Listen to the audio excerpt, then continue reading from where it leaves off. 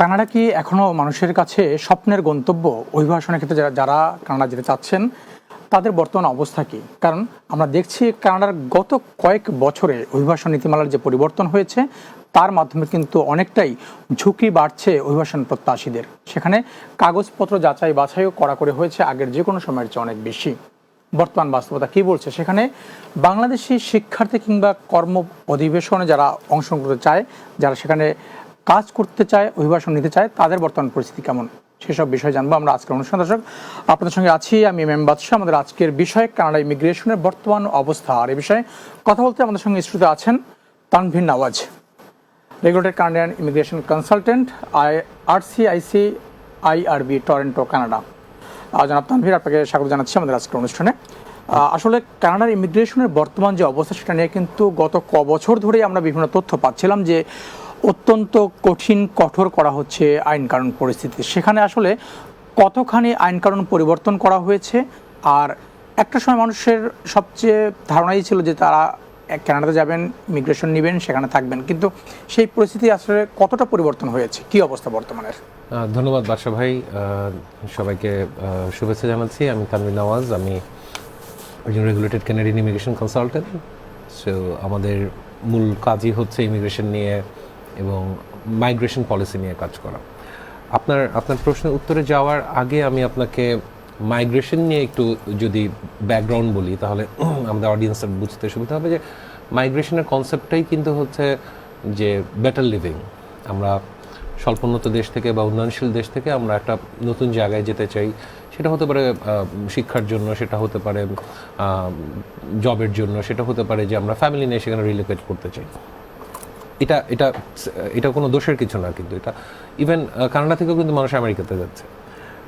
আপনি যেটা বললেন যে বিগত 2 বছরে কানাডাতে মাইগ্রেশন পলিসিতে হিউজ পরিবর্তন এসেছে, এবং এই পরিবর্তন আসার পেছনের অন্যতম কারণ কিন্তু হচ্ছে যে যেই পরিমাণ মানুষ কানাডাতে যাচ্ছেন অথবা যেই উপায়ে যাচ্ছেন, কানাডিয়ান ইকোনমিতে তাদেরকে সেভাবে করে অ্যাকোমোডেট করা যাচ্ছে না।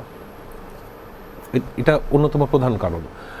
এবং বিশেষ ক্ষেত্রে কিছু ব্যাপারে, যেমন বাংলাদেশ, পাকিস্তান, নাইজেরিয়া, এই স্বল্পোন্নত দেশ থেকে যে একটা বড় সংখ্যক রেফিউজিরা যাচ্ছেন বা ভিজিটর ভিসায় যাচ্ছেন বা অন্য কোনো ভিসায় যাচ্ছেন, যে তারা অ্যাসাইলাম সিক করছেন, ওই প্রক্রিয়াটাও আমাদের পুরো কানাডিয়ান ইমিগ্রেশন সিস্টেমটাকে অনেকখানি এফেক্টেড করেছে।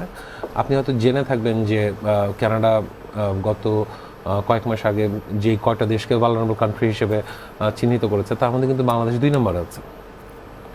এটার মূল কারণ হচ্ছে আপনি 2024-25-এ বাংলাদেশ থেকে ভিসা ইস্যু হয়েছে, ভিজিটার ভিসা ইস্যু হচ্ছে 34,000।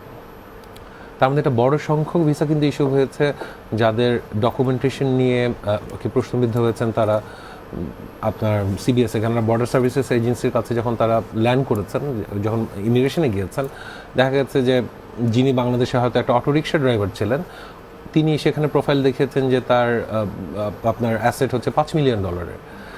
এই মানুষটা যে যখন অ্যাসাইলাম সিক করছেন বা পরবর্তীতে যখন দেখা যাচ্ছে যে তার কাগজপত্র সব ভুয়া, এইটার কিন্তু ওভারঅল এফেক্ট যে আমাদের অন্য ক্যাটাগরিতে যারা মাইগ্রেট করতে চাচ্ছেন বা অ্যাপ্লাই করছেন তাদের উপরে পড়ছে।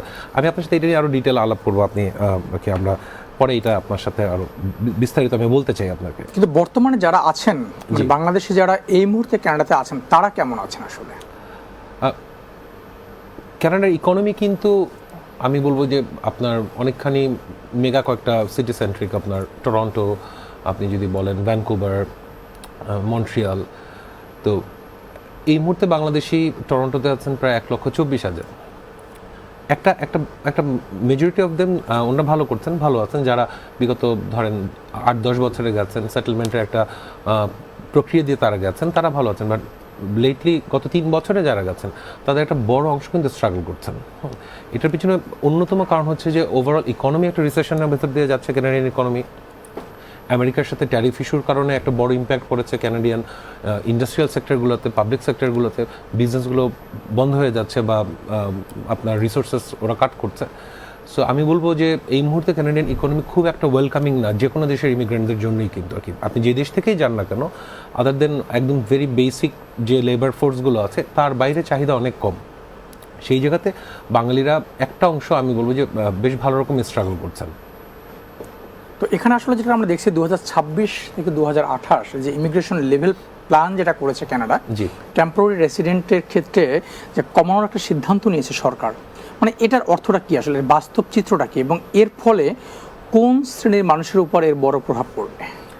আচ্ছা ভাই, ইমিগ্রেশনের একটা জিনিস আমি যেমন আমার সাথেও যখন কেউ যোগাযোগ করেন যে তারা কানাডাতে আসতে চান বা তারা থাকতে চান, আমি সবাইকে প্রথমে একটা প্রশ্ন করি যে আপনি কেন কানাডাতে আসতে চান, আপনার ইন্টেনশনটা কি, আপনার প্ল্যানটা কি। সো আমি যেটা দেখেছি যে একটা বড় অংশ আসলে তারা শুধু বাংলাদেশ থেকে বের হতে চান এবং তারা মনে করেন যে কানাডা সেফ, স্কুলিংটা ভালো, ফ্রি হেলথ কেয়ার আছে।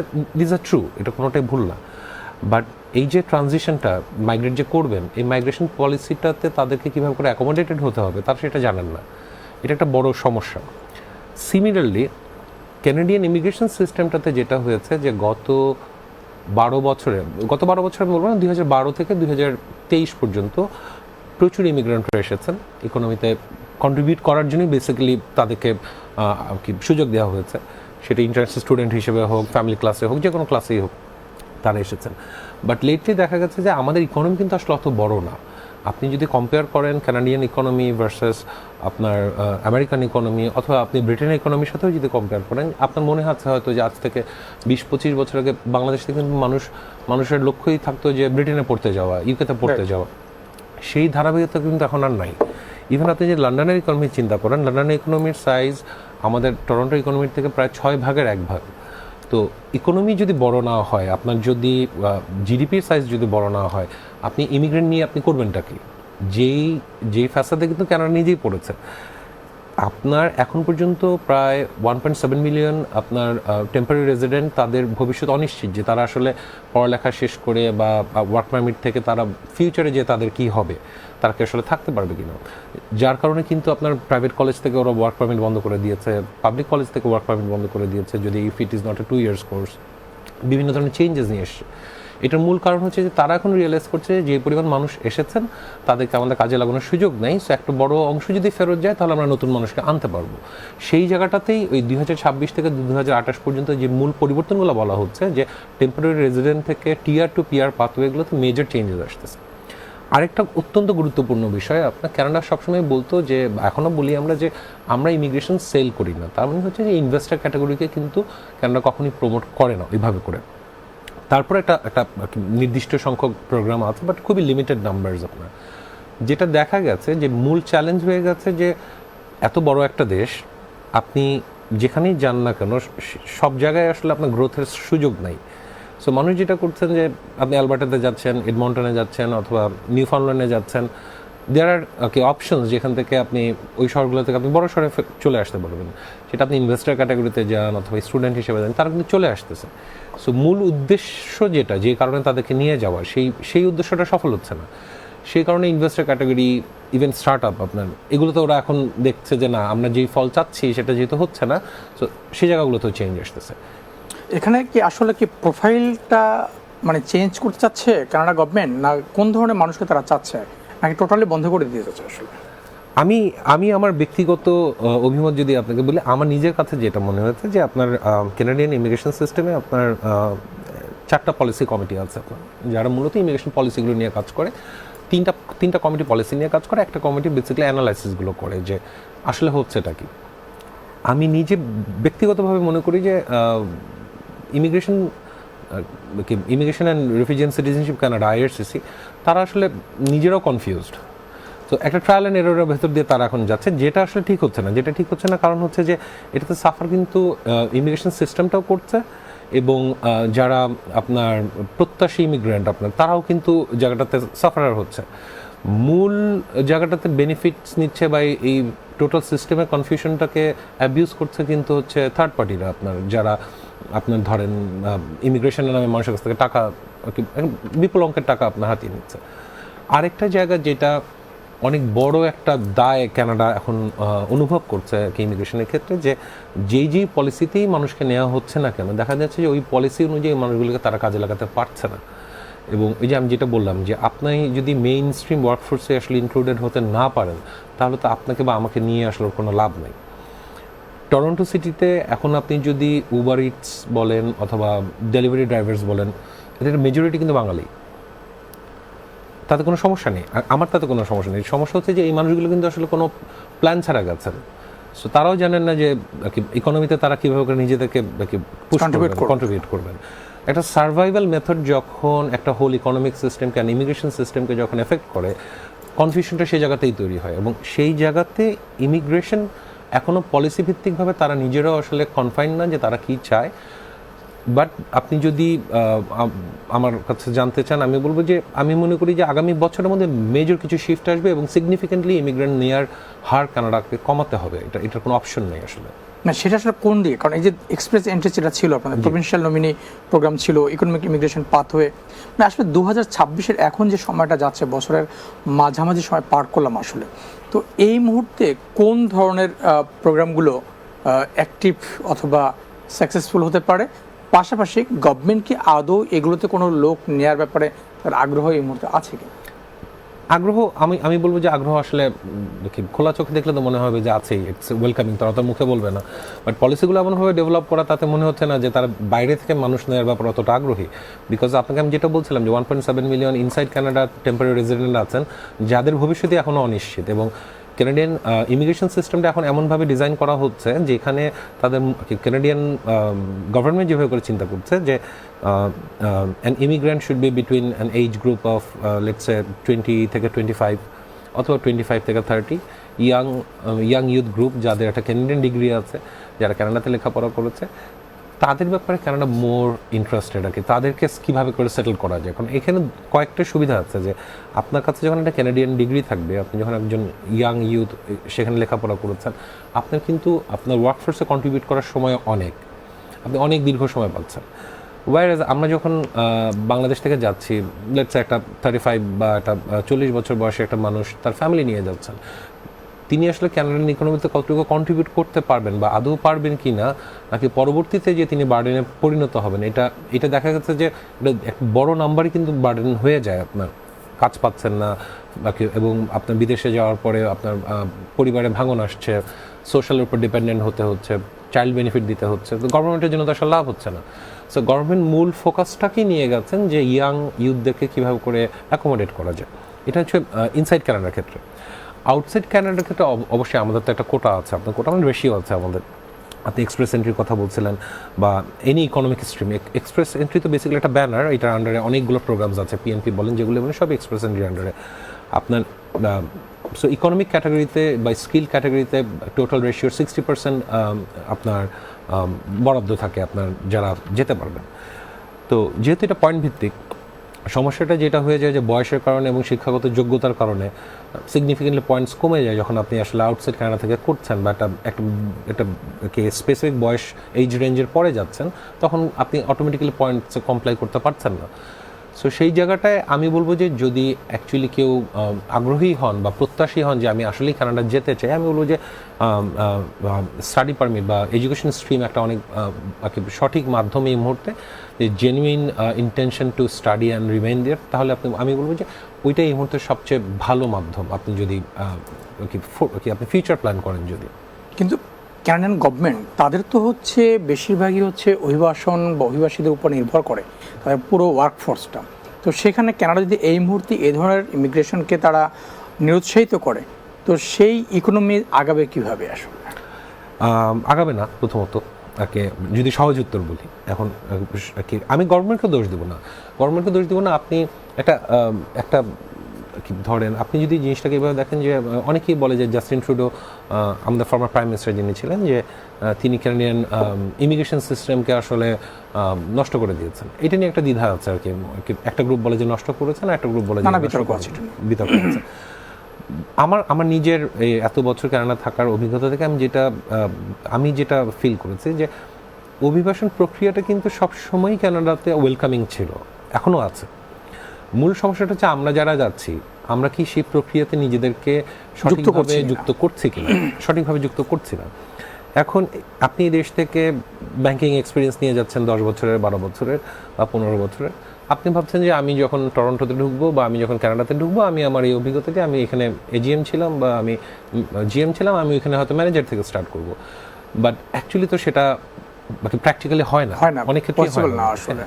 তো মেইন স্ট্রিম ওয়ার্কফোর্সে যদি আপনি ইনক্লুডেড হতে না পারেন, আপনাকে যদি সার্ভাইভাল জব থেকেও শুরু করতে হয়, আপনি সেটার জন্য প্রস্তুত কিনা, আপনি মানসিকভাবে প্রস্তুত কিনা, আপনি সেই স্ট্রাগলটা নিতে চাচ্ছেন কিনা। আমার ধারণা অধিকাংশ মানুষই, বিশেষ করে আমি বলি যে বাংলাদেশ থেকে যারা যাচ্ছেন তাদের জন্য এটা একটা বড় স্ট্রাগল হয়। এই ব্যাপারে আমি অনেক পজিটিভ দেখেছি ইন্ডিয়ানদেরকে আর কি। আই মাস্ট সে যে তারা আসলে ওই জায়গাটাতে একটা বড় পরিবর্তন নিজেদের মানসিকতা নিয়ে এসেছে। আর গভর্নমেন্টের জন্য, ক্যানাডিয়ান গভর্নমেন্টের জন্য আপনি যেটা বললেন যে তাদের জন্য আসলেই কোনো অপশন নাই, ইমিগ্রেন্টস লাগবে। বাট ইমিগ্রেন্ট যদি থোক হয়ে বড় বড় শহরে থেকে যায়, এবং বড় বড় শহরে ইকোনমিক যেহেতু গ্রোথের সুযোগ নেই, তো ওই মানুষগুলোর জন্য তো আসলে সার্ভাইভালটা ডিফিকাল্ট। এবং আমি সবাইকে বলবো, দর্শক যারা দেখছেন, যে একটা বিষয় সবাইকে মাথায় রাখতে হবে যে কানাডা এবং আমেরিকার মধ্যে আমাদের ইকোনমির সাইজের যেমন একটা অনেক বড় পার্থক্য আছে, এবং কানাডা কিন্তু নন প্রডিউসিং একটা কান্ট্রি। আমাদের প্রোডাকশন অনেক কম, আমাদের ইন্ডাস্ট্রিয়ালাইজেশন খুবই ছোট আপনার। সো ইকোনমিটা কিন্তু খুবই ট্রেড নির্ভর এবং পাবলিক সার্ভিস নির্ভর। এই দুইটা জিনিসই যেহেতু একদমই ইকোনমির একদমই মেইন ফোকাস। সো আপনি অনেক বড় একটি দেশ, এখানে বাংলাদেশের প্রায় ৬৭টা বাংলাদেশের সমান একটা কানাডা, সেখানকার ইকোনমি এতটা কনসাইজ কেন আসলে? মানে অথবা যদি আমরা বলি যে গত কয়েক বছরের অভিবাসন নীতিতে সরকার পরিবর্তন আনছে কানাডিয়ান গভর্নমেন্ট, মানে এটা আসলে কি রাজনৈতিক কোনো কারণে, নাকি চাকরির বাজার হারাচ্ছে, জনসংখ্যা, আবাসন সংকট মেটাতে পারছে না, আসলে মোটা দাগে সমস্যাটা কোথায়? অনেকগুলো কারণ আছে। আমি আপনাকে যদি বাংলাদেশ দিয়ে আগে একটা উদাহরণ দিই, আমি বাংলাদেশে এসেছি প্রায় 10 দিন হয়েছে। আমি রীতিমতো অভিভূত বাদশা ভাই, যে আপনি যদি গুলশান 1 নম্বর থেকে গুলশান 2 নম্বর পর্যন্ত যান, আমার ধারণা এখানে মিনিমাম 4 থেকে 500 রেস্টুরেন্ট আছে, রোড সাইড ফুড কোর্ট আছে আরও 2 থেকে 300। মানুষ ব্যস্ত, এবং মানুষের buying capacity and spending capacity দুটোই বেড়েছে, মানুষ খরচ করছে। একটা কিন্তু চাঞ্চল্য আপনি দেখবেন, এই যে ট্রাফিক বলেন, আপনি মানুষের বাকি আপনার জনজীবন নিয়ে আমরা যেগুলো বলি, আমরা তো এটা দেখি না। আমার কাছে এতদিন পর এটা দেখে ভালো লেগেছে, ও আচ্ছা, তাহলে দেশে অনেক কিছু হচ্ছে, মানুষের কাছে টাকা আছে, দ্যাটস মানুষ খরচ করছে। আপনি যেটা বললেন কানাডার অনেক ধরনের লেড ব্যাক একটা কান্ট্রি, আমি বলবো অনেক ক্ষেত্রে। অন্যতম প্রধান কারণ হচ্ছে ওয়েদার, একটা বড় কারণ। যে আপনি যদি ওয়েস্ট কোস্টে যান, হ্যাঁ, ওই সাইডটাতে স্নোফল একটা বড় কারণ। আর ক্যানাডিয়ানরা অ্যাজ ক্যানাডিয়ানস যারা আপনার অরিজিনাল, হ্যাঁ, আমার কাছে মনে হয় যে তারা আমাদের মতো আসলে ওইভাবে করে হয়তো চিন্তা করেন না জীবন নিয়ে। আমরা যেমন কী করি, যে আমরা একটা জিনিস থেকে, একটা ব্যবসা থেকে সেকেন্ড বিজনেস, থার্ড বিজনেস করার চিন্তা করি। ওদের ভিতরে এই মানসিকতাটা কম। আপনি খুব কম কানাডিয়ানই পাবেন যাদের 8টা-10টা বাড়ি আছে, বাট কানাডাতে আমি প্রচুর বাঙালি চিনি যারা অনেক আগে গেছেন। আমি এমন বাঙালিও চিনি যার 30টা বাড়ি আছে, 40টা বাড়ি আছে। এটা দ্যাটস হাউ উই থিঙ্ক, আমাদের মাইন্ডসেটটা এরকম। সো ওই যে আপনি বললেন না যে ইকোনমিতে কিন্তু ইমিগ্রেন্টদের কন্ট্রিবিউশন অনেক, বাট দেন এগেইন যখন পুরো ইকোনমিক সিস্টেমটা ইমিগ্রেন্টদের buying, selling, investment and return এটার উপর নির্ভর করে, তখন তো নতুন কিছু হচ্ছে না। আমরা বড় স্কেলে কোনো কিছু করতে পারছি না। স্পেশালি বাংলাদেশিদের ক্ষেত্রে আমি বলবো যে আমরা এখনও মেইন স্ট্রিম ইকোনমিতে তেমন কোনো ভূমিকা রাখতে পারছি না। আমরা চেষ্টাই করছি না এটা, যেটা অন্যান্য ইভেন আফগানিস্তানে ওরা করছে। আপনার কানাডার আপনি অটোমোবাইল ইন্ডাস্ট্রি যদি বলেন, এটা একটা বড় অংশ দখল করে আছে আপনার আফগানিস্তান। তো মূল জায়গাটা যে জায়গাটায় আমরা ক্যানাডিয়ান ইকোনমিক সিস্টেমের যে একটা লেড ব্যাক টেন্ডেন্সি, এবং যেহেতু গ্রোথ হচ্ছে না, এবং গ্রোথ না হওয়ার কারণে তো আসলে ওইখানে আপনি নতুন মানুষ নিয়ে করবেনটা কি? এখন যেটা হতে পারে বা যেটা হচ্ছে যে বাঙালিরা যাচ্ছে, বাঙালি কমিউনিটিতে কন্ট্রিবিউট করছেন বা লোকাল ইকোনমিতে কন্ট্রিবিউট করছেন, yes that's a part of the national economy, but গ্রোথের স্কোপটা কমে যাচ্ছে। আসলে কানাডার বর্তমান অবস্থাটা কি এবং কী কারণে সমস্যা তৈরি হচ্ছে সে বিষয়ে আরও জানবো। দর্শক, আমরা যাচ্ছি ছোট্ট একটি বিজ্ঞাপন বিরতিতে, আমাদের সঙ্গেই থাকুন।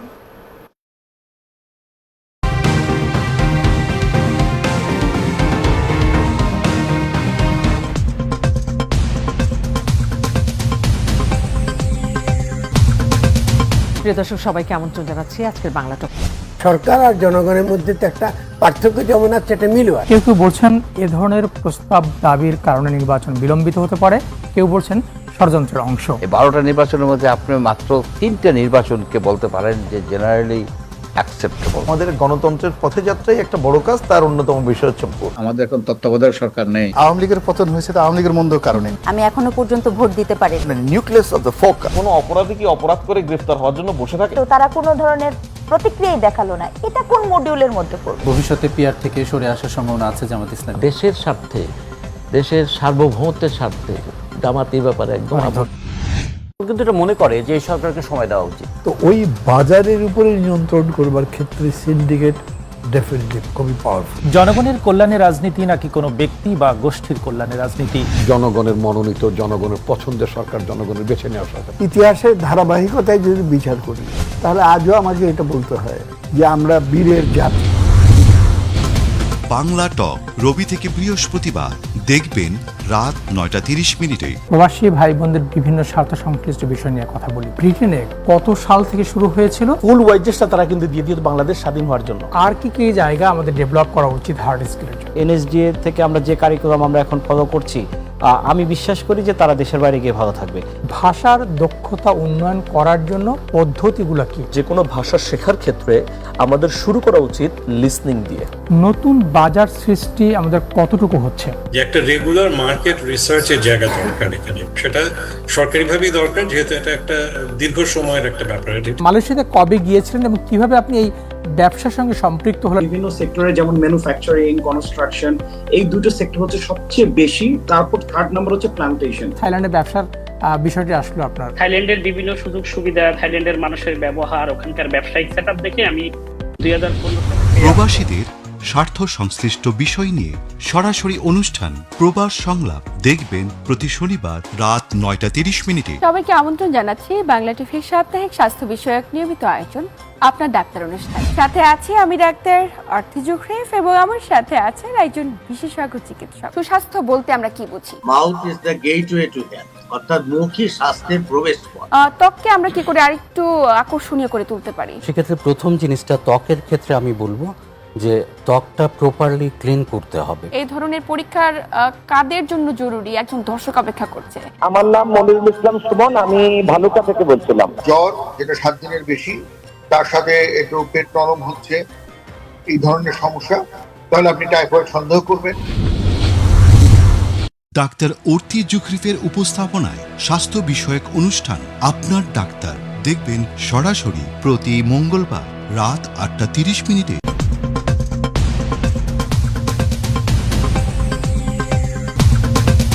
প্রিয় দর্শক, সবাইকে আমন্ত্রণ জানাচ্ছি আজকের বাংলা টক।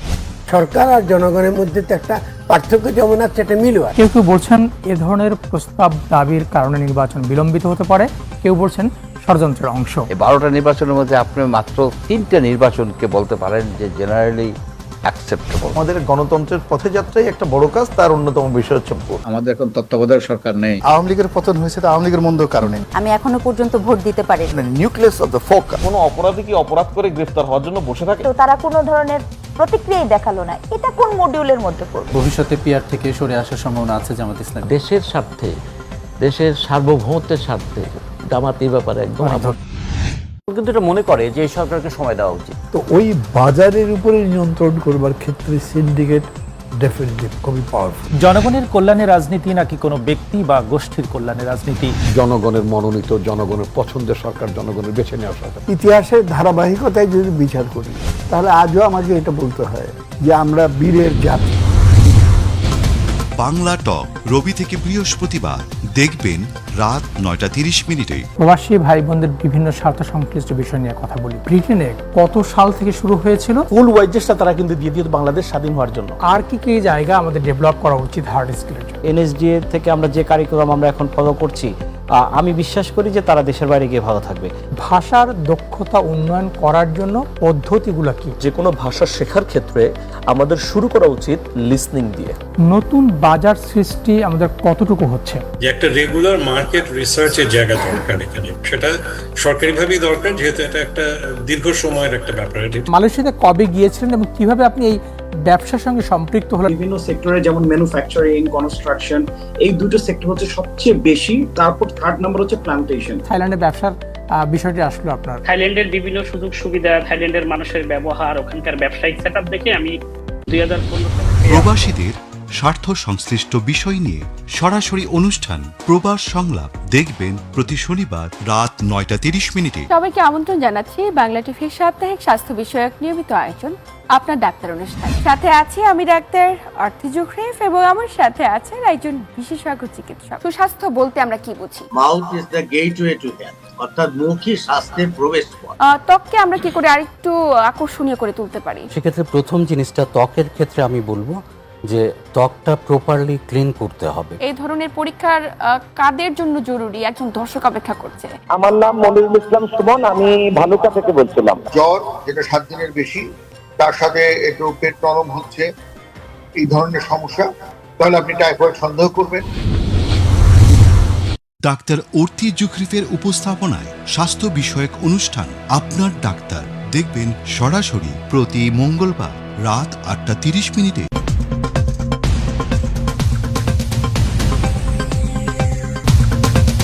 প্রিয় দর্শক, সবাইকে আমন্ত্রণ জানাচ্ছি আজকের বাংলা টক।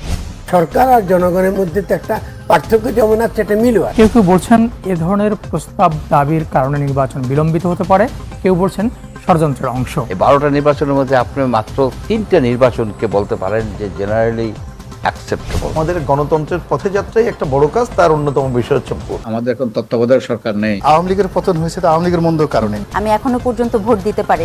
Nucleus of the focus. কোনো অপরাধী কি অপরাধ করে গ্রেফতার হওয়ার জন্য বসে থাকে? তো তারা কোনো ধরনের প্রতিক্রিয়াই দেখালো না, এটা কোন মডিউলের মধ্যে পড়বে? ভবিষ্যতে পিআর থেকে সরে আসার সম্ভাবনা আছে জামাত ইসলাম। দেশের স্বার্থে, দেশের সার্বভৌমত্বের স্বার্থে জামাতের ব্যাপারে একদম কিন্তু এটা মনে করে যে এই সরকারকে সময় দেওয়া উচিত। তো ওই বাজারের উপরে নিয়ন্ত্রণ করবার ক্ষেত্রে সিন্ডিকেট ডেফিনেটলি খুবই পাওয়ারফুল। জনগণের কল্যাণে রাজনীতি নাকি কোনো ব্যক্তি বা গোষ্ঠীর কল্যাণে রাজনীতি? জনগণের মনোনীত, জনগণের পছন্দের সরকার, জনগণের বেছে নেওয়া সরকার। ইতিহাসের ধারাবাহিকতায় যদি বিচার করি, তাহলে আজও আমাকে এটা বলতে হয় যে আমরা বীরের জাতি। বাংলা টক রবি থেকে বৃহস্পতিবার দেখবেন রাত 9:30। প্রবাসী ভাই বোনদের বিভিন্ন স্বার্থ সংশ্লিষ্ট বিষয় নিয়ে কথা বলি। ব্রিটেনে কত সাল থেকে শুরু হয়েছিল? ফুল ওয়েজেসটা তারা কিন্তু দিয়ে দিয়ে বাংলাদেশ স্বাধীন হওয়ার জন্য। আর কি কি জায়গা আমাদের ডেভেলপ করা উচিত হার্ড স্কিলের জন্য? এনএসডিএ থেকে আমরা যে কারিকুলাম আমরা এখন ফলো করছি, আমি বিশ্বাস করি যে তারা দেশের বাইরে গিয়ে ভালো থাকবে। ভাষার দক্ষতা উন্নয়ন করার জন্য। দর্শক ধন্যবাদ আমার সাথে থাকার জন্য। দেখছেন প্রবাস সংলাপ, আপনাদের সঙ্গে আছি আমি বাদশা। আমরা কথা বলছিলাম কানাডা ইমিগ্রেশনের বর্তমান অবস্থা নিয়ে। আমাদের সঙ্গে ইনস্টিটিউটে আছেন Tanvir Nawaz, regulated Canadian immigration consultant, RCIC IRB Toronto Canada, এবং প্রেসিডেন্ট ও CEO এম্পিরিক্যাল ইমিগ্রেশন সার্ভিসেস। আমরা শুনছিলাম আসলে তানভীর ভাই যে বাংলাদেশ থেকে যারা যেতে আগ্রহী, মূল কথা কিন্তু আমাদের অডিয়েন্স বাংলাদেশি যারা, তারাই। তো আসলে যদি বলা হয় যে এই মুহূর্তে বাংলাদেশি যারা ইমিগ্রেশন প্রত্যাশী কানাডাতে, তাদের যদি বলা হয় যে সুযোগ কতখানি আছে বা নাই, কি অবস্থা? আমি বলি যে স্কোপটা অনেক ন্যারো এই মুহূর্তে, স্কোপটা অনেক ন্যারো, এবং শুধু কি সংকীর্ণ বললেও ভুল হবে যে ওভারঅল ইমিগ্রেশন পলিসিটাই এখন ফ্রেন্ডলি না। এবং যারা, আমি বলি যারা অ্যাবাভ 30 বা অ্যাবাভ 40, কি ডেফিনেটলি আমরা সিকিউরড ট্রান্সফরমেশন চাই, যে মাইগ্রেশন স্মুথ হোক। আমি বলবো যে এই মুহূর্তে রিস্ক ফ্যাক্টরগুলো অনেক বেশি। যারা, আমি আগেও বলছিলাম যেটা, যে কেউ যদি স্টাডি পারমিট নিয়ে যেতে চান, যে ওইখানে আমি একমাত্র যেই জায়গাটাতে আমি নিজে অনেক পজিটিভলি বলবো যে একটা ক্যানাডিয়ান ডিগ্রি আসলে অনেক ইম্পর্টেন্ট।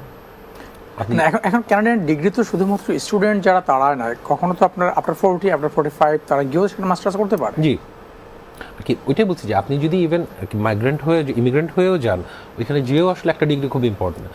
সেটা হতে পারে একটা 6 মাসের ডিপ্লোমা কোর্স, সেটা হতে পারে একটা 1 বছরের সার্টিফিকেট কোর্স। মূলত আমি নিজে যেটা দেখেছি যে আমরা এখান থেকে যে অভিজ্ঞতাটা নিয়ে যাই, পুরোটা কিন্তু আসলে আমরা কাজে লাগাতে পারি না। এটা অনেক ক্ষেত্রে এখানকার পরিবেশ পরিস্থিতি, আমাদের এক্সপার্টিসটা ওখানে অতটা কাজে লাগে। ট্রানজিশন পিরিয়ডে এই জিনিসটা আসলে জরুরি, প্রথমত। দ্বিতীয়ত হচ্ছে যে আপনি শুরুতে যেটা প্রশ্ন করছিলেন যে এখন কি কানাডার ইমিগ্রেশন কি আসলে বাংলাদেশে বান্ধব কিনা? হ্যাঁ, বাংলাদেশে বান্ধব কিনা আমি বলবো যে একদমই না। আমরা গত 2 বছরে যেটা খুব সিভিয়ারলি ফেস করেছি, যে বাংলাদেশের থেকে যে পরিমাণ ফেক ডকুমেন্টেশন হয়েছে বিভিন্ন ভিসা অ্যাপ্লিকেশনের ক্ষেত্রে, আপনার সেটা ভিজিটার ভিসার ক্ষেত্রে। ডকুমেন্টেশনের চ্যালেঞ্জগুলো কি আসলে?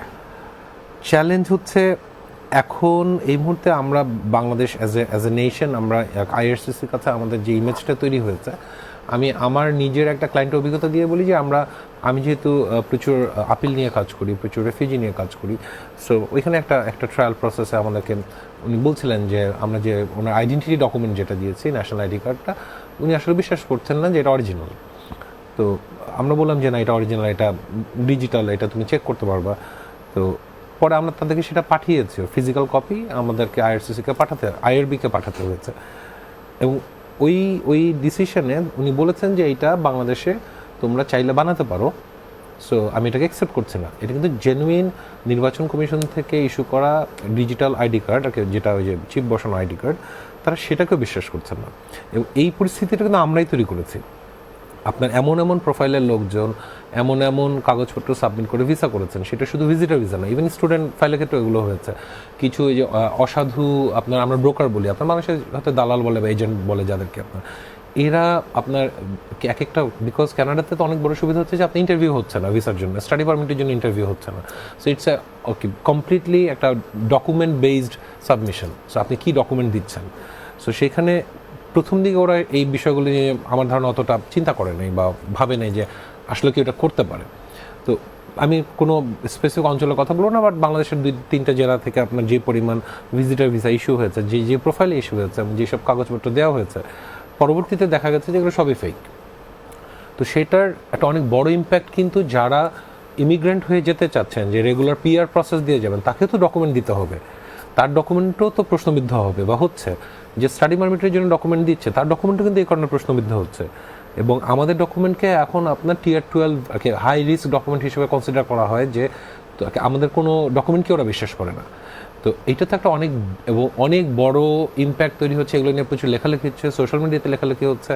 তো এইটার লং টার্ম এফেক্ট কী, যে আপনি যখন, আমি ধরে নিচ্ছি যে আপনি জেনুইন ডকুমেন্ট দিয়ে জেনুইন প্রসেসে গেলেন, থাকলেন, পড়ালেখা করলেন, আপনি যখন জব করতে যাবেন তখনও তো আপনাকে একই চ্যালেঞ্জই পড়তে হবে যে ও আচ্ছা বাংলাদেশ থেকে এসছে, তার মানে ওর হয়তো এটা রিয়েল, রিচেক করবে কিনা। হ্যাঁ, রিচেক। মজার বিষয় হচ্ছে রিচেকও ওরা এখন গ্রহণ করে না। ওরা বলে যে না, তোমাদের দেশে টাকা দিলে এটাও পজিটিভ, এটাকেও তোমরা ভেরিফাই করে ফেলতে পারবা। সো এই ইমেজটার থেকে আমাদেরকে বের হয়ে আসতে হবে, এটা সময় লাগবে। তো বের হয়ে আসার জন্য আমাদের যেটা দরকার, স্কিল মাইগ্রেশনে আমাদের কিছু এমন ধরনের অ্যাপ্লিকেশনস দরকার, যাদেরকে আসলে ওরা যখন অ্যাকসেপ্ট করতে পারবে, প্রসেস দিয়ে ওরা যেতে পারবে। আমাদের ইমেজ তৈরির জন্য এগুলো জরুরি। বাংলাদেশে কিন্তু আপনাকে একটা মজার জিনিস বলি, বাংলাদেশি যারা স্টুডেন্ট যাচ্ছেন, যারা রিয়েল স্টুডেন্ট যারা অ্যাকচুয়ালি পড়ার মানসিকতা নিয়ে যাচ্ছে, তাদের রেজাল্ট কিন্তু সবসময় ভালো হয়। আপনি ইউএফটিতে যান, আপনি ভালো বিশ্ববিদ্যালয়গুলোতে যান, আপনি সব জায়গায় পাবেন যে বাংলাদেশি যারাই আছে বা যারাই পড়তে এসেছে তারা খুব ভালো করছে। যেটা অন্য দেশের ক্ষেত্রে কিন্তু ওইভাবে করে আমরা তারাও করছে, বাট বাংলাদেশিদের জেনুইন ইন্টেনশন যাদের আছে তাদের পারফরমেন্স ভালো, তাদের রেজাল্টস ভালো হচ্ছে, it's a good sign. But আমরা কিন্তু এই যে এইখানে আমি যেদিন আসছি, আমি সেদিন দেখলাম যে 5 লক্ষ টাকায় কানাডাতে পড়ুন, বিভিন্ন সোশ্যাল মিডিয়াতে প্রচুর বিজ্ঞাপন দেওয়া হচ্ছে। স্কুলিং ভিসা ইস্যু হয়েছে 2024-25-এ বাংলাদেশ থেকে স্কুলিং ভিসা ইস্যু হয়েছে প্রায় 3100-র মতো, 3100 সামথিং, আমি ভুলে গেছি। আপনি শুনলে অবাক হবেন যে কতজন অ্যাকচুয়ালি স্টুডেন্ট স্কুলে পড়তে গেছে। সেই নাম্বারটা হচ্ছে মাত্র 87। তার মানে বাকি 3000 মানুষ যারা গেছেন এই ভিসাটা নিয়ে, তারা কেউ কিন্তু স্কুল কন্টিনিউ করেন নাই।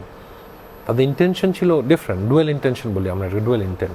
তো এইটার তো একটা বড় আপনার এফেক্ট যে পড়ছে, যে যারা অ্যাকচুয়ালি ফিউচারে আপনার স্কুলিং ভিসা নিয়ে পড়তে যাবে, তাদেরকে তো ভিসা দিবে না, দিচ্ছে না।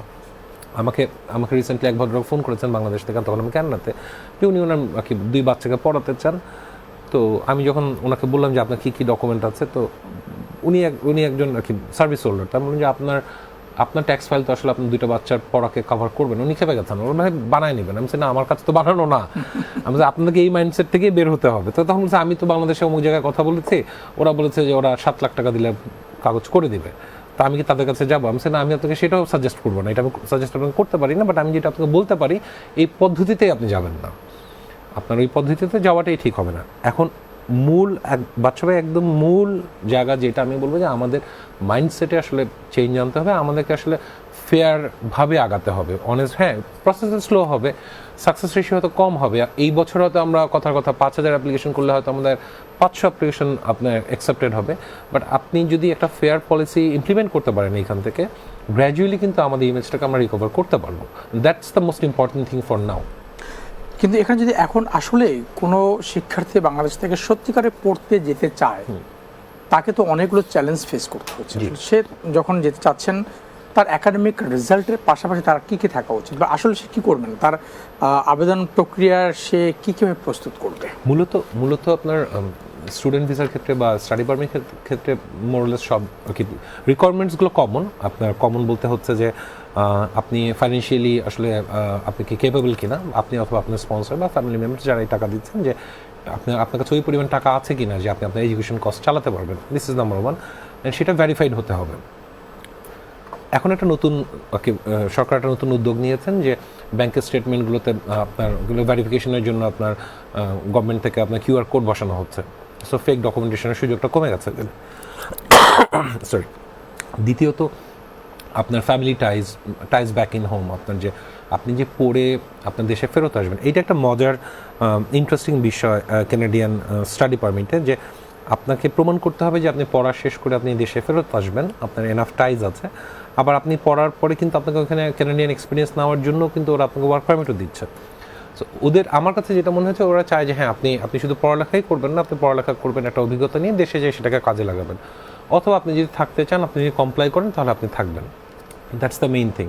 তাহলে আপনাকে টাইজ ব্যাক হোম এটা এস্টাবলিশ করতে হবে, এনাফ ফাইন্যান্সিয়াল আপনার থাকতে হবে, আপনার ইন্টেনশনটা কি, আপনি কেন পড়তে চাচ্ছেন, এই পড়াটা আসলে আপনার ক্যারিয়ারে কোন ধরনের ভ্যালু অ্যাড করবে, এটাও ইম্পর্টেন্ট। সরি।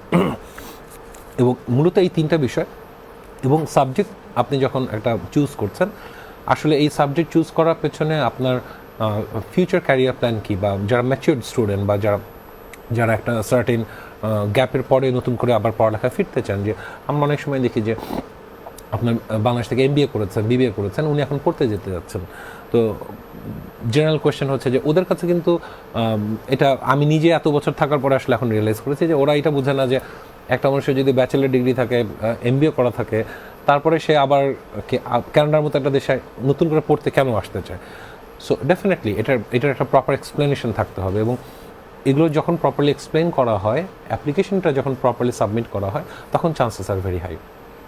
তো আসলে মানে মূলত হচ্ছে যে কানাডায় গেলেই পিআর হয়ে যাবে, একটা সময় এই ধারণা ছিল, কিন্তু সেই ধারণা থেকে বের করে বাংলা, আপনি যেটা বলছিলেন যে আমাদের মানে চিন্তা ভাবনার এটা পরিবর্তন করতে হবে, সেটা কিভাবে সম্ভব? কারণ এই মুহূর্তে যেটা হচ্ছে যে এক সময় লন্ডনে যাওয়ার ব্যাপারে খুবই আগ্রহী ছিল বাংলাদেশের শিক্ষার্থীরা, ব্রিটেনে পড়ে যাবে যেটা আপনি বলছিলেন, তার মাঝে দীর্ঘ সময় গিয়েছে যে আমরা কানাডাতে যেতে আগ্রহী, কানাডাতে গেলেই সব কিছু হয়ে যাবে।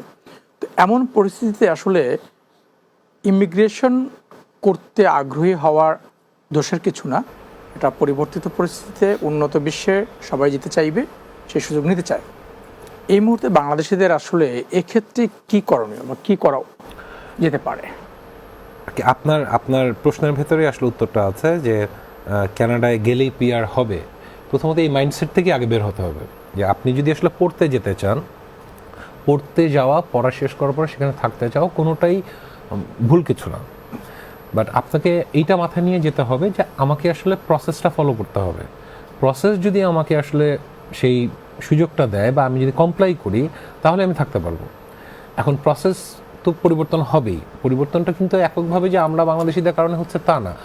ওদের ক্যাপাসিটিতে যতটুকু, যেমন আপনার আগে যখন আপনার আমাদের স্কোর যখন আপনার সিএসএস স্কোর যখন থাকতো আপনার 440, 450, এখন তো 500 নিচে নামছেই না আপনার।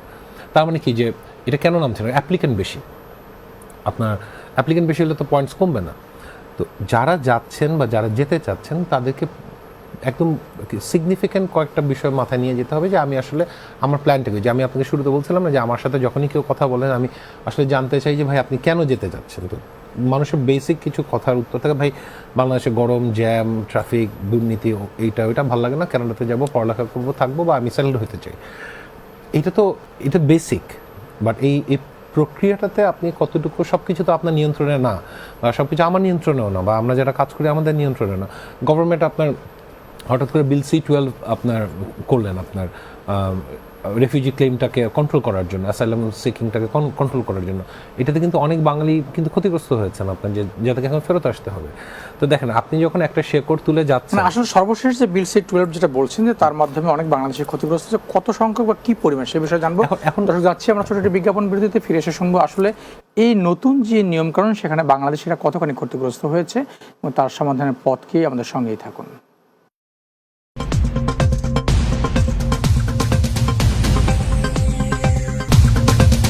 প্রিয় দর্শক, সবাইকে আমন্ত্রণ জানাচ্ছি আজকের বাংলা টক।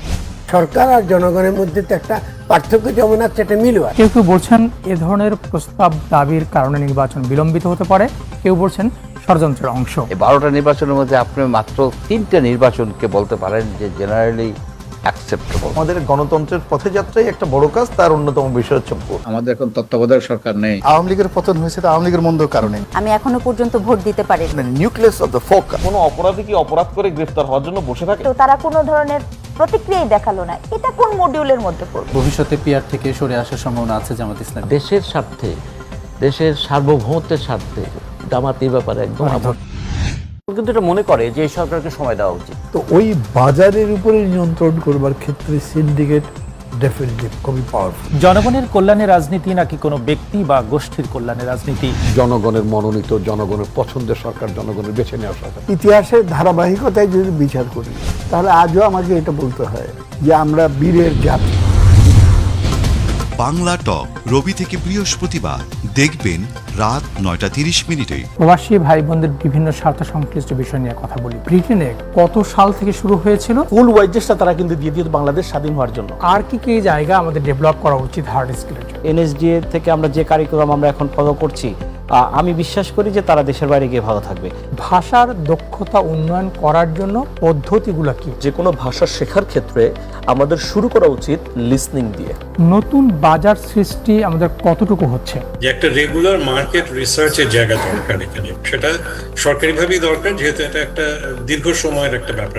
মালয়েশিয়াতে কবে গিয়েছিলেন এবং কিভাবে আপনি এই ব্যবসার সঙ্গে সম্পৃক্ত হলেন? বিভিন্ন সেক্টরে যেমন ম্যানুফ্যাকচারিং, কনস্ট্রাকশন, এই দুটো সেক্টর হচ্ছে সবচেয়ে বেশি। তারপর থার্ড নাম্বার হচ্ছে প্ল্যান্টেশন। থাইল্যান্ডে ব্যবসার বিষয়টি আসলো আপনার? থাইল্যান্ডের বিভিন্ন সুযোগ সুবিধা, থাইল্যান্ডের মানুষের ব্যবহার, ওখানকার ব্যবসায়িক সেটআপ দেখে আমি 2015 প্রবাসীদের স্বার্থ সংশ্লিষ্ট বিষয় নিয়ে সরাসরি অনুষ্ঠান প্রবাস সংলাপ দেখবেন প্রতি শনিবার রাত 9:30। সবাইকে আমন্ত্রণ জানাচ্ছি বাংলা টিভির সাপ্তাহিক স্বাস্থ্য বিষয়ক নিয়মিত আয়োজন আপনার ডাক্তার অনুষ্ঠান। সাথে আছি আমি ডাক্তার অর্থি জুখরিফ এবং আমার সাথে আছেন একজন বিশেষজ্ঞ চিকিৎসক। সুস্বাস্থ্য বলতে আমরা কি বুঝি? Mouth is the gateway to health, অর্থাৎ মুখই স্বাস্থ্যের প্রবেশপথ। ত্বককে আমরা কি করে আরেকটু আকর্ষণীয় করে তুলতে পারি? সেক্ষেত্রে প্রথম জিনিসটা ত্বকের ক্ষেত্রে আমি বলবো যে ত্বকটা প্রপারলি ক্লিন করতে হবে। এই ধরনের পরীক্ষার কাদের জন্য জরুরি? একজন দর্শক অপেক্ষা করছে। আমার নাম মনিরুল ইসলাম সুমন, আমি ভালুকা থেকে বলছিলাম। জ্বর যেটা 7 দিনের বেশি, তার সাথে একটু পেট নরম হচ্ছে, এই ধরনের সমস্যা, তাহলে আপনি টাইফয়েড সন্দেহ করবেন। ডাক্তার অর্থি জুখরিফের উপস্থাপনায় স্বাস্থ্য বিষয়ক অনুষ্ঠান আপনার ডাক্তার দেখবেন সরাসরি প্রতি মঙ্গলবার রাত 8:30।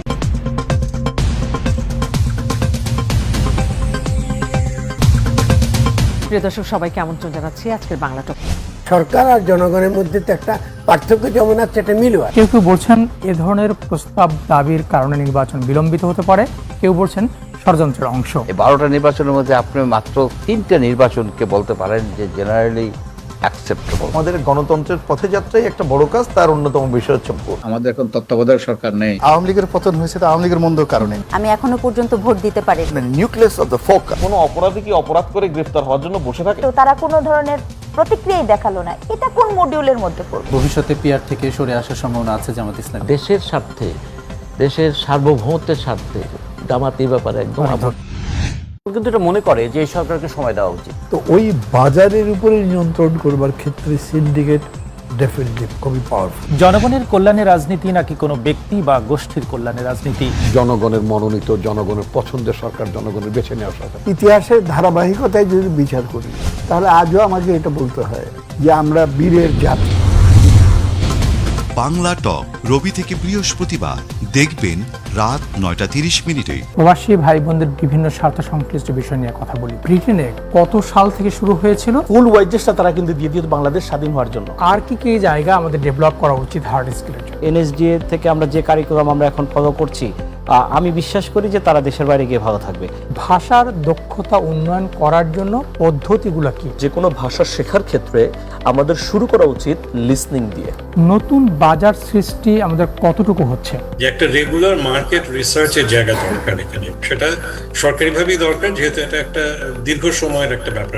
মালয়েশিয়াতে কবে গিয়েছিলেন এবং কিভাবে আপনি এই ব্যবসার সঙ্গে সম্পৃক্ত হলেন? বিভিন্ন সেক্টরে যেমন ম্যানুফ্যাকচারিং, কনস্ট্রাকশন, এই দুটো সেক্টর হচ্ছে সবচেয়ে বেশি। তারপর থার্ড নাম্বার হচ্ছে প্ল্যান্টেশন। থাইল্যান্ডে ব্যবসার বিষয়টি আসলো আপনার। থাইল্যান্ডের বিভিন্ন সুযোগ সুবিধা, থাইল্যান্ডের মানুষের ব্যবহার, ওখানকার ব্যবসায়িক সেটআপ দেখে আমি 2015 সালে প্রবাসীদের স্বার্থ সংশ্লিষ্ট বিষয় নিয়ে সরাসরি অনুষ্ঠান প্রবাস সংলাপ দেখবেন প্রতি শনিবার রাত 9:30। সবাইকে আমন্ত্রণ জানাচ্ছি বাংলা টিভির সাপ্তাহিক স্বাস্থ্য বিষয়ক নিয়মিত আয়োজন আপনার ডাক্তার অনুষ্ঠান। সাথে আছি আমি ডাক্তার অর্থি জুখরিফ এবং আমার সাথে আছেন একজন বিশেষজ্ঞ চিকিৎসক। সুস্বাস্থ্য বলতে আমরা কি বুঝি? Mouth is the gateway to health, অর্থাৎ মুখই স্বাস্থ্যের প্রবেশপথ। ত্বককে আমরা কি করে আরেকটু আকর্ষণীয় করে তুলতে পারি? সেক্ষেত্রে প্রথম জিনিসটা ত্বকের ক্ষেত্রে আমি বলবো যে ত্বকটা প্রপারলি ক্লিন করতে হবে। এই ধরনের পরীক্ষার কাদের জন্য জরুরি? একজন দর্শক অপেক্ষা করছে। আমার নাম মনিরুল ইসলাম সুমন, আমি ভালুকা থেকে বলছিলাম। জ্বর যেটা 7 দিনের বেশি, তার সাথে একটু পেট নরম হচ্ছে, এই ধরনের সমস্যা, তাহলে আপনি টাইফয়েড সন্দেহ করবেন। ডাক্তার অর্থি জুখরিফের উপস্থাপনায় স্বাস্থ্য বিষয়ক অনুষ্ঠান আপনার ডাক্তার দেখবেন সরাসরি প্রতি মঙ্গলবার রাত 8:30।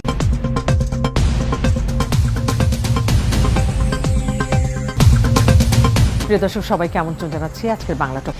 সরকার আর জনগণের মধ্যে তো একটা পার্থক্য যেমন আছে, এটা মিলও আছে। কেউ কেউ বলছেন এ ধরনের প্রস্তাব দাবির কারণে নির্বাচন বিলম্বিত হতে পারে, কেউ বলছেন ষড়যন্ত্রের অংশ। 12টা নির্বাচনের মধ্যে আপনি মাত্র 3টে নির্বাচনকে বলতে পারেন যে জেনারেলি অ্যাকসেপ্টেবল। আমাদের গণতন্ত্রের পথযাত্রায় একটা বড় কাজ, তার অন্যতম বিষয় হচ্ছে ভোট। আমাদের এখন তত্ত্বাবধায়ক সরকার নেই। আওয়ামী লীগের পতন হয়েছে, তো আওয়ামী লীগের মন্দ কারণে। আমি এখনো পর্যন্ত ভোট দিতে পারি। Nucleus of the focus. কোনো অপরাধী কি অপরাধ করে গ্রেফতার হওয়ার জন্য বসে থাকে? তো তারা কোনো ধরনের প্রতিক্রিয়াই দেখালো না, এটা কোন মডিউলের মধ্যে পড়বে? ভবিষ্যতে পিআর থেকে সরে আসার সম্ভাবনা আছে জামাত ইসলাম। দেশের স্বার্থে, দেশের সার্বভৌমত্বের স্বার্থে জামাত এই ব্যাপারে একদম কিন্তু এটা মনে করে যে এই সরকারকে সময় দেওয়া উচিত। তো ওই বাজারের উপরে নিয়ন্ত্রণ করবার ক্ষেত্রে সিন্ডিকেট ডেফিনেটলি খুবই পাওয়ারফুল। জনগণের কল্যাণে রাজনীতি নাকি কোনো ব্যক্তি বা গোষ্ঠীর কল্যাণে রাজনীতি? জনগণের মনোনীত, জনগণের পছন্দের সরকার, জনগণের বেছে নেওয়া সরকার। ইতিহাসের ধারাবাহিকতায় যদি বিচার করি, তাহলে আজও আমাকে এটা বলতে হয় যে আমরা বীরের জাতি। বাংলা টক রবি থেকে বৃহস্পতিবার দেখবেন রাত 9:30। প্রবাসী ভাই বোনদের বিভিন্ন স্বার্থ সংশ্লিষ্ট বিষয় নিয়ে কথা বলি। ব্রিটেনে কত সাল থেকে শুরু হয়েছিল? ফুল ওয়েজেসটা তারা কিন্তু দিয়ে দিত বাংলাদেশ স্বাধীন হওয়ার জন্য। আর কি কি জায়গা আমাদের ডেভেলপ করা উচিত হার্ড স্কিলের জন্য? এনএসডিএ থেকে আমরা যে কারিকুলাম আমরা এখন ফলো করছি, আমি বিশ্বাস। দর্শক ধন্যবাদ আমাদের সাথে থাকার জন্য। দেখছেন প্রবাস সংলাপ, আপনাদের সঙ্গে আছি আমি এম বাদশা। আমরা কথা বলছিলাম Tanvir Nawaz, regulated Canadian immigration consultant, RCIC IRB Toronto Canada, ও প্রেসিডেন্ট ও সিইও এম্পিরিক্যাল ইমিগ্রেশন সার্ভিসেস। জি তানভীর ভাই, শুনছিলাম আসলে যে কানাডাতে এই মুহূর্তে স্বপ্নের দেশ বলাটা অনেক কষ্টকর, কারণ বিশেষ করে অভিবাসন প্রত্যাশীরা নানা ধরনের চ্যালেঞ্জ মোকাবিলা করছে। আমরা একটু জানতে চাই যে আসলে এখনও যাদের মাঝে কানাডা সম্পর্কে অনেক বড় স্বপ্ন ধারণ করেন, কানাডার বর্তমান ইকোনমির অবস্থা কি আসলে? কারণ সেখানে যারা আছেন বাংলাদেশি, যারা আপনি যেটা বলছিলেন যে প্রায় টরন্টোতেই আছে 1 লাখের উপরে বাংলাদেশি, তো টোটাল কানাডার ইকোনমির চিত্রটা কি এবং সেখানের চ্যালেঞ্জগুলো কোন কোন জায়গায় তারা আটকে আছে? আচ্ছা ভাই, এই মুহূর্তে আমি বলবো যে আমাদের কানাডিয়ান অর্থনীতি কোনোভাবেই আপনার ওয়েলকামিং না। একটা বড় কারণ হচ্ছে দীর্ঘ সময় ধরে আপনার কানাডা ইউএসের মধ্যে একটা ট্যারিফ ওয়ার চলছে। আপনার এইটা কিন্তু একটা, আপনাকে আমি যে বলছিলাম যে আমাদের কিন্তু আমাদের ট্রেড ডিপেন্ডেন্সি হচ্ছে 92%, 92.3%। সো আপনার তো ট্রেড, আমাদের মেজরিটি অফ দ্য ট্রেড হচ্ছে আমেরিকার সাথে। ট্যারিফ একটা বড় ইম্প্যাক্ট ফেলছে ওখানে, ট্রেড কমে গেছে। সো ট্রেড ডিপেন্ডেন্ট ইকোনমিতে যদি ট্রেড কমে যায়, এইটার কিন্তু সাইকেলিক অনেক ইম্প্যাক্ট থাকে। মূল ইম্প্যাক্টগুলো কোথায় পড়ছে? একটা হচ্ছে যে আপনার যেহেতু ট্রেড কমে যাচ্ছে, অটোমেটিক্যালি বাইং সেলিং কমে যাচ্ছে। এইটার সাথে রিলেটেড পাবলিক সার্ভিসের যে এরিয়াগুলো এগুলো আপনার লিমিটেড হয়ে যাচ্ছে, মানুষের কাজ কমে যাচ্ছে। এগুলো একদম বেসিক ইম্প্যাক্ট আমি আপনাকে বলছি। আর আপনি যদি বড় দাগে ইম্প্যাক্ট বলেন, যে আপনার ক্যানাডিয়ান রিয়েল এস্টেট মার্কেটের মেজর বায়ার কিন্তু ইমিগ্রেন্টরা।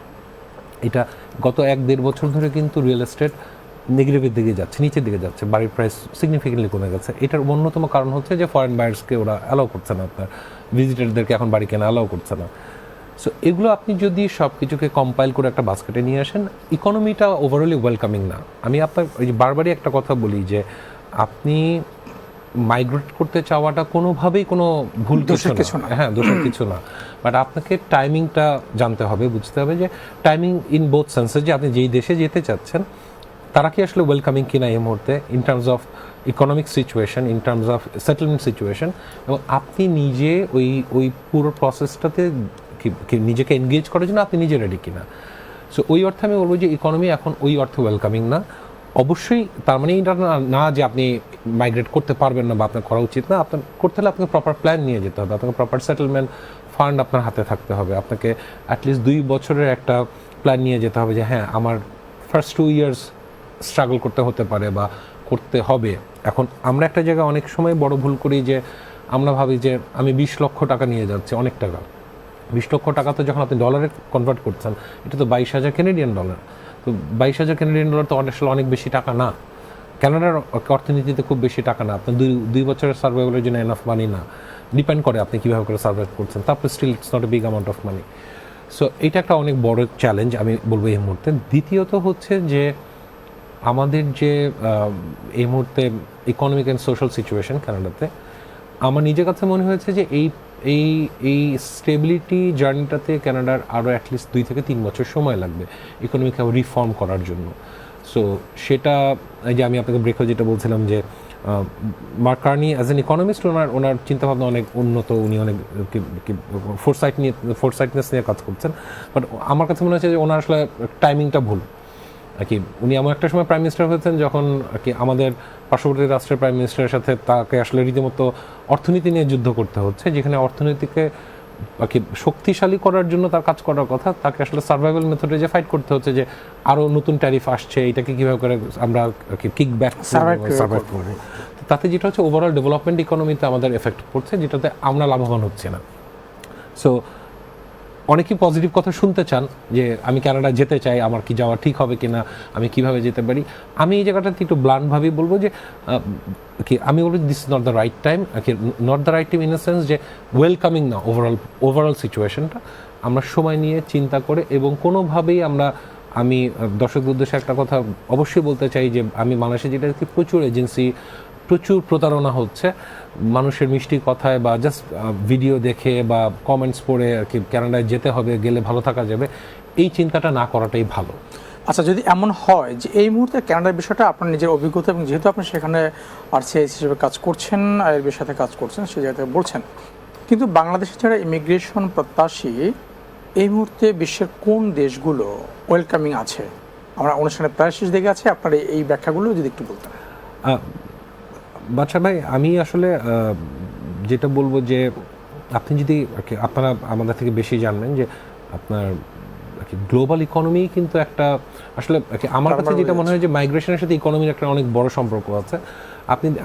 আমি একটা জিনিস বলতে ভুলে গেছি, আমি বলতে চাই আপনাকে যে আমি খেয়াল করে দেখবেন যে আমেরিকা কিন্তু বাংলাদেশের অভিবাসন প্রক্রিয়াটাকে বাংলাদেশিদের জন্য জটিল করে দিয়েছে। ইভেন যেগুলো ongoing family green card residency files ছিল ওগুলো হোল্ড করে দিয়েছে।